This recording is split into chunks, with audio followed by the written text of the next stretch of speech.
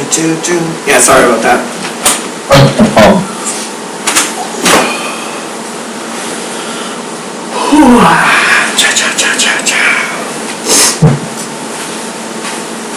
Yeah, the Punisher, man.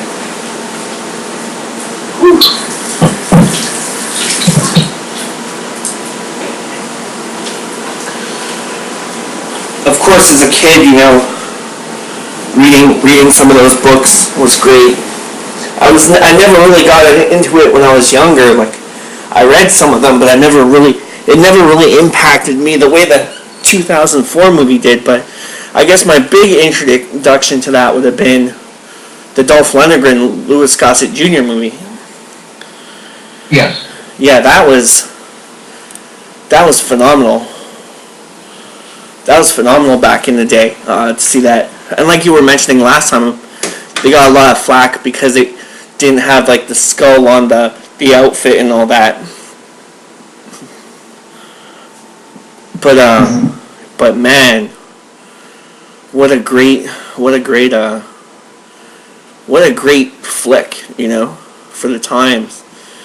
And yeah, definitely, I went to a funeral last week, and after that, me and my niece's boyfriend watched the uncut version of the 2004 film, and that, oh my god, that just brought back so many great memories of renting that film. My highest regret with that movie is I never got to see it in the theater, and that awesome uncut version had like a couple of extra scenes with the Spanish guys, and it had that whole brand new animated intro, and it had like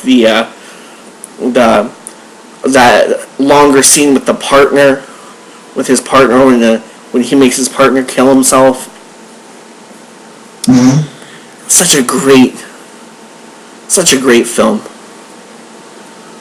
Such a great film. Yeah, I first heard about the Punisher. It's hard to remember, but I remember. I think I remember that there was an action figure, and it has where he had the skull on his chest, and I didn't know the name of the character, and every time I saw that character with the skull on his chest, well, what kind of superhero is that? And I was, what's his superpower? Then I found out that he used guns. I'm like, what kind of superhero used guns? Yeah. And then I remember going to the video store when I was little, and I remember seeing a poster of the Dolph Lundgren Punisher and seeing I do recall not having the skull, and I remember glancing at that movie, and but when I got older, I saw the whole movie through, and yeah, right. Despite he didn't have the skull, he was very badass in that movie. I really liked how, of course, the scene in the casino where he kills everybody with the M60, like going all Rambo style and stuff like that, and of course the beginning how he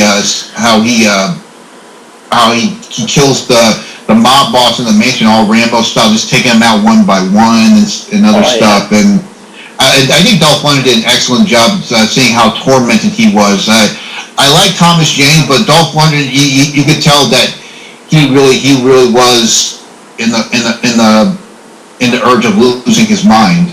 Yeah. Oh yeah, definitely. Definitely, he was on that edge of, like really losing your soul and then really, really losing your soul, Wow.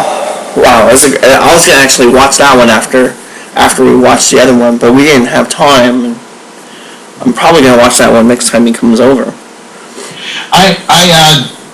I did enjoy playing the Punisher video game that came out, I think about 2004, 2005. It came out for Xbox and PlayStation 2, and it was so cool. It was so cool to have the Punisher have his own video game, because you don't just shoot the bad guys. You can actually do these things where you can do like a special kill, how to kill the bad guys, like put them in an oven, or take a hacksaw, or bash them their head to the window and stuff, or on the floor. And what was cool is that Iron Man made a cameo in that game.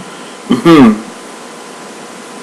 Yeah, my cousin had that game, and it was pretty cool. Like the interrogation moves you could pull, and using windowsills, and like, wow, that's such a great fight engine for that game for its time. Yeah,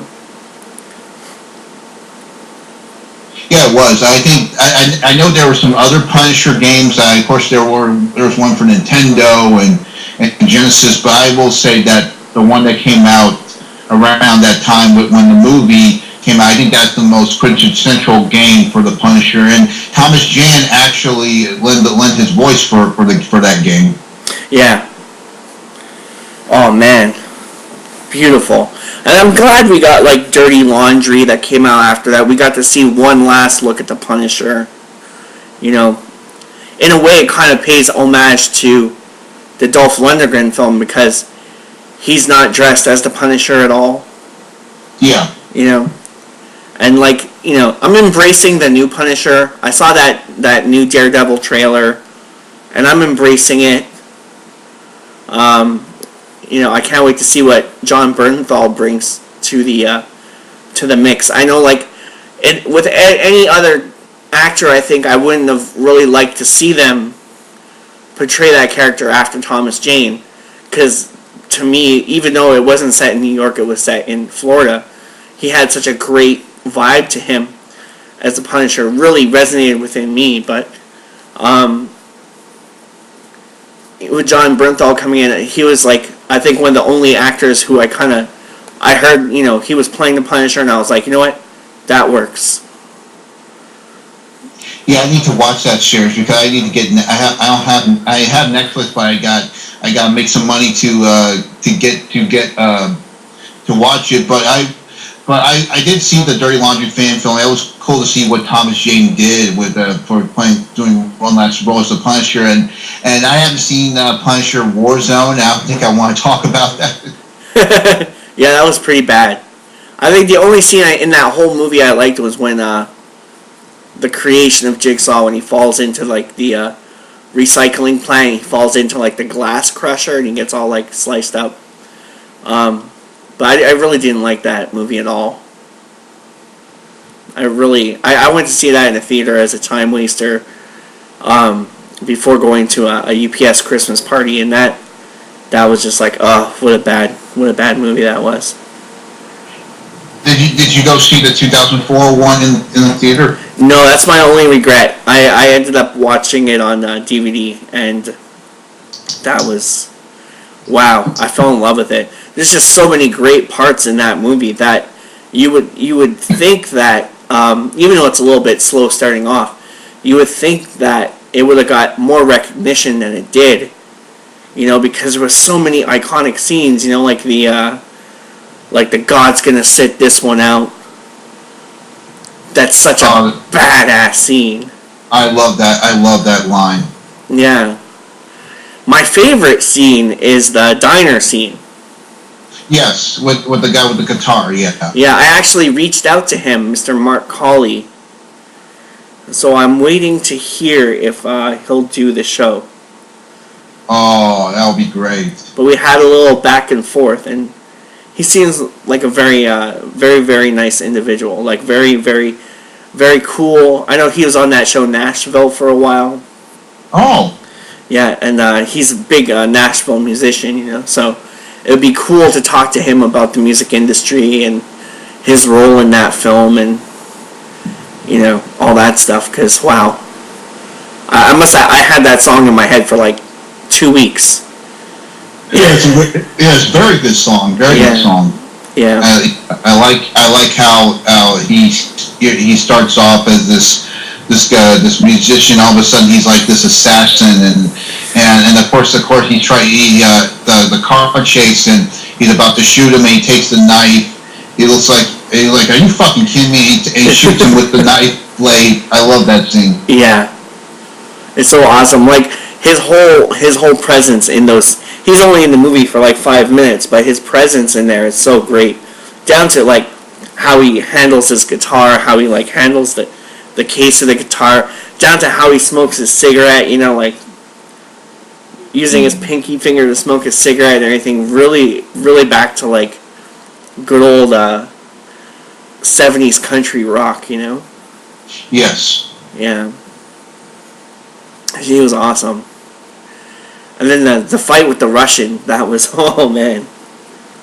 Yeah, he's like the popular character of the Punisher because I think that's like the Punisher's arch enemy, one of his arch enemies, because I know you fight him as well in the game. Mm-hmm. Damn. And Kevin Nash did a good job. He did a good job as that character. He's so huge. Yeah, he is. So huge. And my other favorite, I think my three favorite scenes gotta be the diner scene. I'll give you the Russian also. That's my other favorite scene.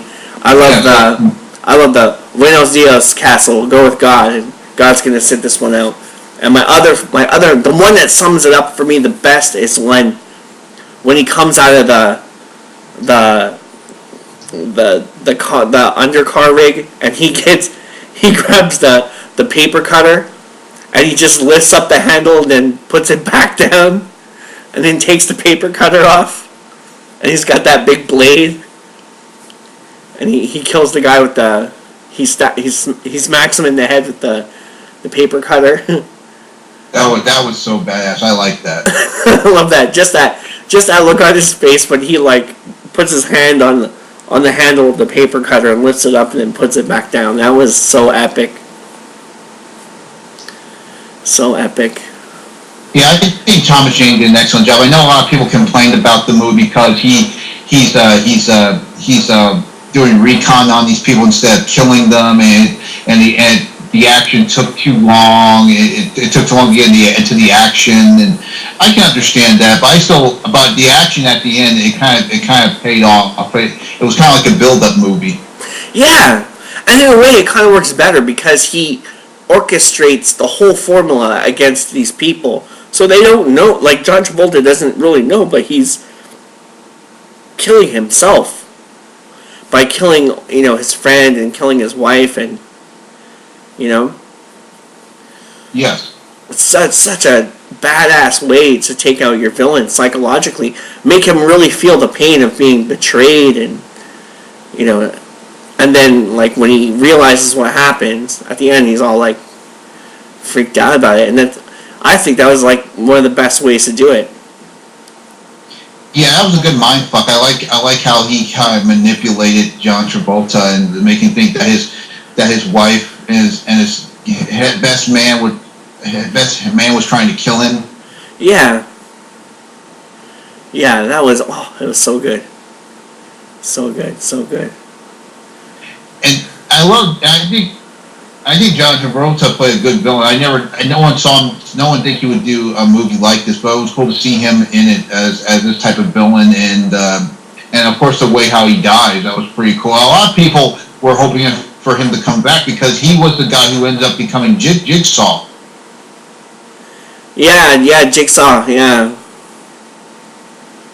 Howard Saint, that was Jigsaw's real name. That's the guy that becomes Jigsaw. Yeah, they changed all that up in the sequel. They even changed like his origin story and everything. And of course, Warzone was supposed to star Thomas Jane, but he dropped out because he didn't like the script. It was like the same stuff with Michael Keaton, how he dropped out of Batman Forever because he didn't like the script. And I don't blame him. Yeah, definitely. It was a pretty paper thin. The only thing it had going for it was the kills, and even that, it was over too quick, and it wasn't really